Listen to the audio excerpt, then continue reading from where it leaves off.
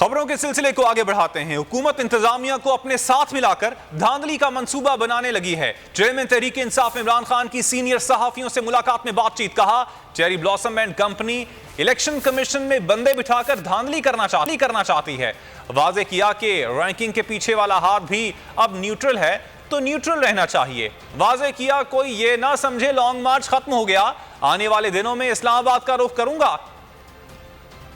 بنا رہی ہے، انتظامیہ کو بھی اپنے ساتھ ملا لیا گیا، دیگر لوگوں کو بھی شامل کیا جا رہا ہے۔ Chairman P T I Imran Khan نے پردہ فاش کر دیا۔ ملاقات میں عمران خان نے کہا، cherry blossom and company election commission میں بندے بٹھا کر دھاندلی کرنا چاہتی ہے۔ پولیس بھی پوزیشن سنبھال رہی ہے، تقرری اور تبادلے کیے جا رہے ہیں۔ رینکنگ کے پیچھے والا ہاتھ بھی اب نیوٹرل ہے تو نیوٹرل رہنا چاہیے۔ مضبوط قیادت شفاف انتخابات کے ذریعے ہی سامنے آ سکتی ہے۔ شہباز شریف نائب FIA کا سربراہ بنا ہوا ہے۔ شہباز شریف نے اپنے تمام کیسز ختم کروائے ہیں۔ کہا کہ ہمیں نکال دیا تب بھی عوام کی فکر تھی۔ پھر شوکت طرین کو کہا کہ جا کر معیشت پر ان کو بریفنگ دیں۔ اس وقت کوئی ایڈونچر ہوا تو نقصان عوام کا ہوگا۔ واضح کیا کوئی یہ نہ سمجھے کہ لانگ مارچ ختم ہو گیا، آنے والے دنوں میں اسلام آباد کا رخ کروں گا۔ تحریک انصاف نے مہنگائی پر حکومت کو رکیت دیا۔ بولے امپورٹڈ بجٹ میں نقصان صرف اور صرف عوام کا ہے۔ یہ نہیں چاہتے کہ عوام ریلیف میں رہے، یہ فاشسٹ ہیں۔